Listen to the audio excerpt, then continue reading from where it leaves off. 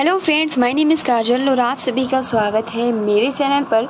और आज की इस वीडियो में हम डिस्कस करने वाले हैं यूपीडीएलएड फर्स्ट सेमेस्टर सब्जेक्ट शिक्षण अधिगम का सिद्धांत। और फ्रेंड्स, इस क्लास की जो टाइमिंग होती है वो दोपहर के 2 बजे होती है, ठीक है। और फ्रेंड्स, हम बिल्कुल शुरुआत से डिस्कस कर रहे हैं जिसमें हमने शिक्षण का अर्थ, उद्देश्य, संप्रेषण क्या है, शिक्षण के सिद्धांत क्या है, शिक्षण के सूत्र क्या है, शिक्षण की प्रविधियाँ क्या है, शिक्षण की नवीन विधाएं क्या है, ये जितने भी महत्वपूर्ण चैप्टर थे हमने बहुत ही विस्तार से, और कहीं से भी कोई भी स्टेटमेंट नहीं छूटेगा। अगर आपने प्रीवियस वीडियोस देखा होगा तो आपकी तैयारी जो होगी बहुत ही बेस्ट है, ठीक है फ्रेंड्स। और केवल अब 3 लेसन शेष बच रहे हैं, जिसमें आज का जो हमारा चैप्टर रहेगा जिसका नाम है सूक्ष्म शिक्षण एवं शिक्षण के आधारभूत कौशल, और सूक्ष्म शिक्षण को हम माइक्रो टीचिंग भी कहते हैं, ठीक है। और बहुत ही महत्वपूर्ण है, तो आज के इस वीडियो में हम डिस्कस करेंगे ये जो चैप्टर है, ठीक है, सूक्ष्म शिक्षण एवं शिक्षण के आधारभूत कौशल। तो चलिए फ्रेंड्स, शुरू करते हैं। वीडियो को लाइक कर दीजिए, और अगर आपने प्रीवियस वीडियोस नहीं देखे हैं तो आप सभी को कमेंट्स बॉक्स या फिर डिस्क्रिप्शन बॉक्स में लिंक मिल जाएगा, आप वहां से जाकर देख सकते हो, ठीक है फ्रेंड्स। तो चलिए हम लोग जानते हैं कि सूक्ष्म शिक्षण क्या है, इसका अर्थ क्या होता है, इसकी परिभाषा क्या होती है, इसकी आवश्यकता क्या है, इसकी महत्व क्या है, सोपान क्या है, यानी सोपान मतलब क्रमबद्ध, ठीक है, श्रेणीकर पद क्या है, सूक्ष्म शिक्षण के सिद्धांत क्या है, ये बहुत ही अच्छे से आज के इस वीडियो में हम डिस्कस करेंगे। तो चलिए फ्रेंड, शुरू करते हैं। तो फ्रेंड्स, जैसे कि आप सभी को पता है कि आप सभी ने कक्षा में अपने अध्यापकों को पढ़ाते हुए जरूर देखा होगा। उनमें से कुछ का शिक्षण कार्य तो बहुत अच्छा लगता है, ठीक है, रोचक, आनंददायी लगता है, लेकिन उनमें एक बार पढ़ाने पर अच्छी तरह से समझ में भी आ जाता है। कभी आपने सोचा है कि उनके पढ़ाने का तरीका इतना प्रभावी कैसे हो सकता है? दरअसल आपके गुरुजनों ने शिक्षण कार्य में दक्षता यानी कुशलता प्रशिक्षण विधियों के बारंबार अभ्यास से पाई होगी, यानी उन्होंने कई बार अभ्यास किए होंगे कि किस तरीके से हम उनको पढ़ाएं ताकि उनका जो सीखने का प्रोसेस यानी जो विकास है, जो उनका मतलब कि किस तरीके से कुछ भी हम सिखा रहे हैं तो उनको सीखने में आनंदमय लगे, ठीक है। तो यहाँ यही कहा जा रहा है कि शिक्षण कार्य में समझ देने वाली नई विधियों में से एक विधि जो है वो है सूक्ष्म शिक्षण, ठीक है।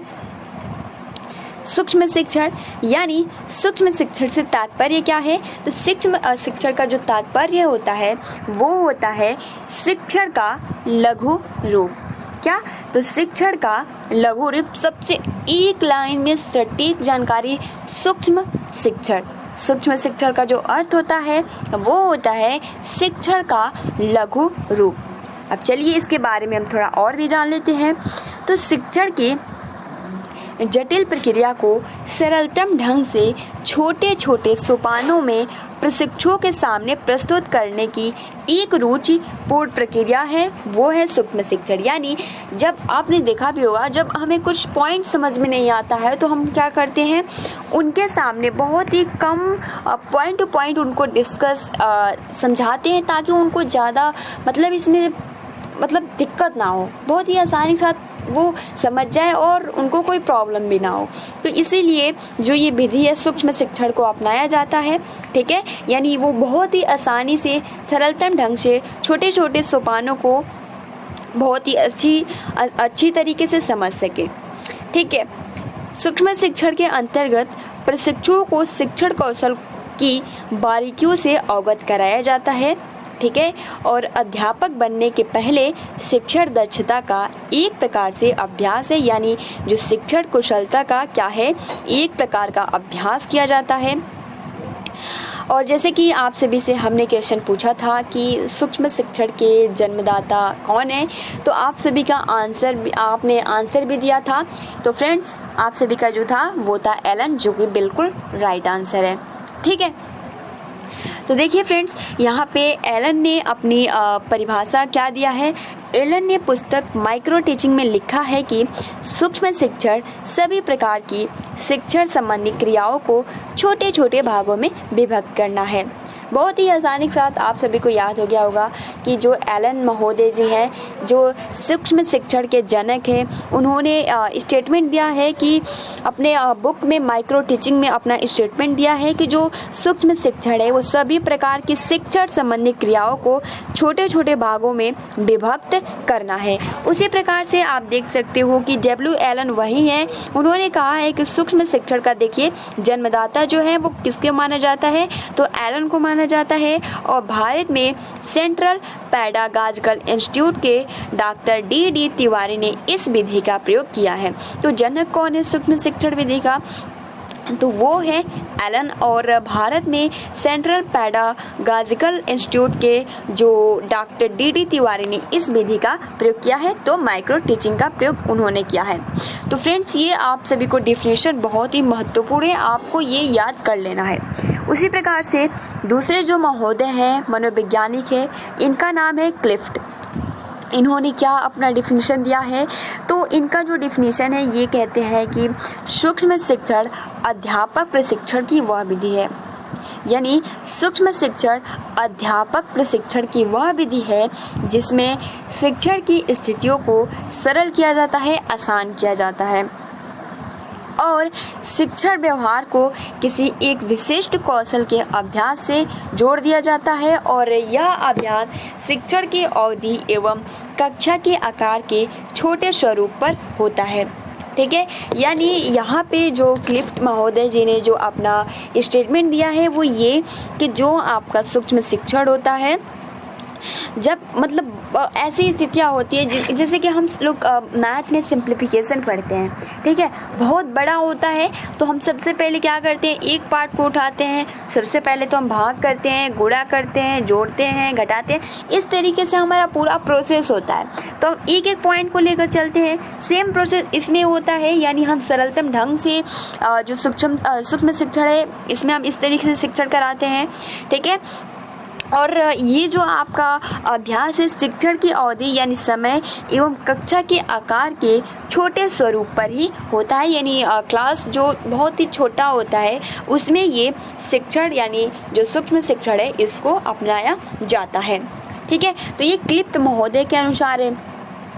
अब हम देख लेते हैं BK पासी के अनुसार इन्होंने क्या अपना स्टेटमेंट दिया है। तो इन्होंने जो बोला है कि सूक्ष्म शिक्षण एक प्रशिक्षण तकनीकी है। क्या, तो सूक्ष्म शिक्षण एक प्रशिक्षण तकनीकी है जो प्रशिक्षण प्राप्त करने वाले शिक्षकों से यह अभिलाषा रखती है कि किसी तथ्य को थोड़े से छात्रों को थोड़े से समय में एक विशिष्ट शिक्षण कौशल के माध्यम से शिक्षण दे। यानी जैसे कि हमने डिस्कस किया कि बहुत ही कम समय में और बहुत ही कम छात्रों में इस सूक्ष्म शिक्षण का यूज किया जाता है। ठीक है, तो जो BK पासी हैं इन्होंने यही स्टेटमेंट दिया है कि सूक्ष्म शिक्षण एक प्रशिक्षण तकनीकी है जो प्रशिक्षण प्राप्त करने वाले शिक्षकों से यह अभिलाषा रखती है कि किसी भी पॉइंट्स को, किसी भी तथ्य को थोड़े से छात्रों को थोड़े से समय में एक विशिष्ट यानी महत्वपूर्ण शिक्षण कौशल के माध्यम से शिक्षण दे। ठीक है, तो आई होप कि आपको बहुत ही आसानी के साथ समझ में आ गया होगा कि जो सूक्ष्म शिक्षण है वो क्या है। ठीक है, और परिभाषाओं के माध्यम से और भी आसान हो गया होगा। उपयुक्त चर्चा से हमने जाना, देखिए सबसे महत्वपूर्ण पॉइंट्स है कि जो यहाँ पे देखिए ये सूक्ष्म शिक्षण में कक्षा का आकार छोटा होता है। ठीक है, यानी जो क्लास का आकार होता है छोटा है और बहुत ही कम छात्र होते हैं और बहुत ही कम समय में हम उनको महत्वपूर्ण पॉइंट्स सिखा सकते हैं। और जो पाठ्य वस्तु होता है वो सीमित यानी लिमिट होता है उसका। ठीक है, और पढ़ाने की अवधि जो होती है वो 10 मिनट होती है। ठीक है, और छात्रों की की संख्या 5 से 10 होती है और कहीं कहीं पे डिफरेंट भी पाया जाता है। ये जो पढ़ाने की अवधि है इसमें कहीं कहीं पे डिफरेंट भी पाया जाता है। तो फ्रेंड्स, आपके सिलेबस में 10 मिनट दिया है तो आप इसको याद कर लीजिएगा। यानी पढ़ाने की जो अवधि होती है वो 10 मिनट होती है, ठीक है। और छात्रों की जो संख्या होती है वो 5 से 10 होती है और एक शिक्षण कौशल पर ही बल दिया जाता है, ठीक है फ्रेंड्स। तो ये क्या है, महत्वपूर्ण पॉइंट्स है जिसको आपको याद कर लेना है। सूक्ष्म शिक्षण क्या है, क्या पूरा प्रोसेस रहता है। तो सबसे पहला तो आपका पॉइंट यही रहेगा कि जो सूक्ष्म शिक्षण में जो क्लास का आकार होता है वो क्या होता है, छोटा होता है। जो पाठ्य वस्तु होती है वो क्या होती है, सीमित होती है। और क्लास की जो पढ़ाने की अवधि होती है वो 10 मिनट होती है और जो उसमें प्रशिक्षकों की संख्या होती है, छात्रों की संख्या होती है वो मात्र 5 से 10 होती है, ठीक है। और एक शिक्षण कौशल पर यानी कुछ विशिष्ट पॉइंट सिखाया जाता है उस सूक्ष्म शिक्षण में, ठीक है। तो मान लीजिए एग्जाम्पल के लिए श्यामपट्ट कार्य को एक शिक्षण कौशल के रूप में सिखाना है, ठीक है। तो इसमें हम निम्नोक्त बिंदुओं को समझाएंगे, जैसे कि जो लेख हो वो क्या हो, सुंदर हो, स्पष्ट हो, ठीक है। श्यामपट्ट के समक्ष किस दिशा में खड़े होकर लेखन शुरू हो, लेख पठनीय हो यानी जो श्यामपट्ट पे लिखा हो वो पढ़ने योग्य हो, लेख सीधी पंक्ति में हो। जैसे कि कई बार ऐसा होता है ना कि हम लोग जब शुरुआत में जब श्यामपट्ट पे लिखते हैं तो लिखते लिखते कैसे जाता है, तिरछा चला जाता है। तो इसलिए वैसा ना हो, जो लेख हो वो क्या हो, सीधी पंक्ति में हो और अक्षरों और शब्दों और पंक्तियों के बीच में जो हो पर्याप्त दूरी हो, मतलब बहुत ज़्यादा नहीं। जैसे कि ऐसा ना हो कि अब पर्याप्त दूरी, तो यहाँ पे हम समक्ष अगर लिखना है तो हम यहाँ पे स लिखे और यहाँ पे म और यहाँ पे छ, तो ये मतलब बिल्कुल ही रॉन्ग हो जाएगा, ठीक है। तो ये हो गया। और लेखन करते समय चौक श्यामपट्ट की आवाज़ ना हो, ठीक है। और आपने सुना भी होगा जब शुरुआती में जब चौक से लिखा जाता है तो उसमें से आवाज़ आता है। तो यही कहा जा रहा है कि लेखन करते समय चौक या श्यामपट्ट की आवाज़ नहीं होनी चाहिए। और कक्षा शिक्षण के बाद लिखित अंश को साफ कर दिया जाना चाहिए। यानी जो कुछ भी एक शिक्षक पढ़ा रहा है, जब उसकी क्लासेस जब उसका क्लास ख़त्म हो जा रहा है तब जितना कुछ भी वो पढ़ाया है उसको साफ कर देना चाहिए, ताकि जो दूसरा शिक्षक आए तो वो अपना बहुत ही अच्छे ढंग से पढ़ाना स्टार्ट करे। तो ये सावधानियाँ बरतनी चाहिए, ठीक है। तो इस प्रकार हमने परिचर्चा उदाहरणों से जाना कि जो सूक्ष्म शिक्षण सिखाने की छोटी प्रक्रिया है, जिसमें कक्षा के छोटे से आकार व बहुत ही थोड़ी सी समय में हम विषय वस्तु को अच्छी तरीके से सिखाया जा सकता है। तो मात्र आपको ये अगर आपको कुछ भी नहीं याद है, बस ये एक लाइन याद कर लेते हो तो सूक्ष्म शिक्षण की परिभाषा आप आसानी से लिख सकते हो। यानी सूक्ष्म शिक्षण सिखाने की छोटी प्रक्रिया है जिसमें कक्षा के छोटे से आकार व समय में थोड़ी सी विषय वस्तु को अच्छे तरीके से समझाया जा सकता है, ठीक है। और आपने उदाहरण के थ्रू भी देखा, ठीक है, जैसे कि श्यामपट्ट का किस तरीके से ध्यान देना चाहिए। तो ये पूरा यहाँ पॉइंट टू पॉइंट आपको बहुत ही कम समय में आप समझा सकते हो, ठीक है। तो उसे हम सूक्ष्म शिक्षण कहते हैं। यानी सूक्ष्म शिक्षण एक प्रकार से अभ्यास की प्रक्रिया है, चूँकि इसमें प्रशिक्षु थोड़े से छात्रों को 10 मिनट तक एक छोटा सा पाठ पढ़ाता है और पाठ खत्म होने के बाद प्रशिक्षु अपने पर्यवेक्षक से विचार विमर्श करता है और थोड़े से अभ्यास के बाद छात्र अध्यापक अपने पाठ के संबंध में अपने पर्यवेक्षक को सुझाए गए आधारों का पाठन करता है और मूल्यांकन करता है और अपने कक्षा शिक्षण को अच्छा बनाता है, ठीक है। अब देखिए फ्रेंड्स, यहाँ से आवश्यकता एवं महत्व स्टार्ट हो रहा है, ठीक है। आवश्यकता और महत्व इसके बारे में हम डिस्कस कर लेते हैं।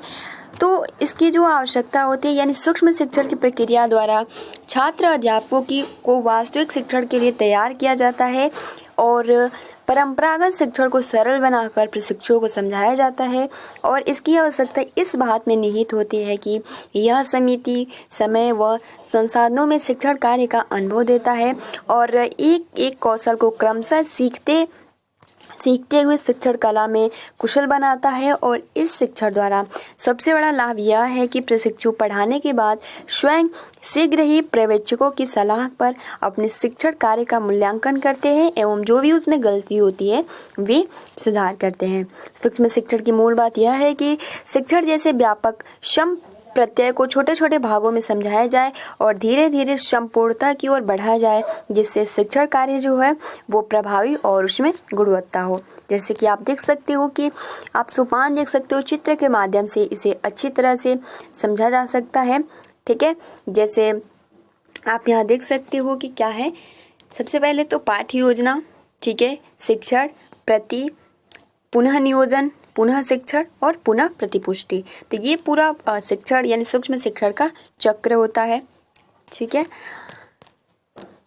इससे इस उदाहरण से समझते हैं कि मान लीजिए प्रशिक्षु को प्रश्नोत्तर कौशल को सीखना है, प्रश्नोत्तर कौशल, और उस पर उसने पाठ्य वस्तु का चयन किया, उस पर पाठ्य योजना तैयार की, उसको पढ़ाया, उसमें अच्छाइयों एवं कमियों को अपने निर्देशक से जाना, फिर पाठ्य योजना तैयार की, शिक्षण पुनः निर्देशक से अपने द्वारा किए गए शिक्षण की कमियों अच्छाइयों को जाना और प्रतिपुष्टि प्राप्त की, जैसे शाबाशी, अच्छा। इस प्रकार शिक्षण के इस कौशल से परिचित हुए। अब देखिए नियोजन यानी प्लान। सबसे पहले कक्षा का निर्धारण होता है, विषय वस्तु तथा कौशल का चयन किया जाता है और कक्षा में छात्रों की संख्या निश्चित की जाती है, फिर पाठ योजना तैयार की जाती है। यानी कम छात्रों में और बहुत ही कम समय में सिखाया जाता है, तो सबसे पहले तो प्लान बनाना बहुत ही जरूरी है। उसके बाद देख सकते हो शिक्षण यानी पाठ्य योजना के अनुसार निर्धारित कक्षा में शिक्षण कार्य किया जाता है और पर्यवेक्षक तथा साथी छात्र अध्यापक पढ़ाने वाले छात्र अध्यापक की आलोचना करते हैं और छात्र अध्यापक स्वयं अपनी गलतियां देखता है और पर्यवेक्षक की सलाह अनुसार सुधार करता है और यह क्रिया तब तक चलती है जब तक वांछित सुधार न हो जाए। ठीक है, अब यहाँ से आप पश्चात पोषण यानी शिक्षण के बाद पर्यवेक्षक तथा साथी छात्र अध्यापकों से विचार विमर्श होता है और गलतियों का विश्लेषण किया जाता है। फिर पुनर्नियोजन यानी फिर से प्लान बनाया जाता है, सुझाव के आधार पर पुनः शिक्षण किया जाता है, यानी पुनः शिक्षण के लिए नए छात्रों को न लाकर पाठ्य सामग्री बदल देना चाहिए और उस नए विषय पर पाठ्य योजना बनाकर शिक्षण कार्य अभ्यास किया जाना चाहिए। ठीक है फ्रेंड्स, तो ये पूरा प्रोसेस रहता है सूक्ष्म शिक्षण का। अब हम कल के वीडियो में जानेंगे कि जो सूक्ष्म शिक्षण है इसके मुख्य सिद्धांत क्या हैं। तो आज की इस वीडियो में इतना ही, मिलते हैं अगली वीडियो में। Thanks for watching, take care and best of luck.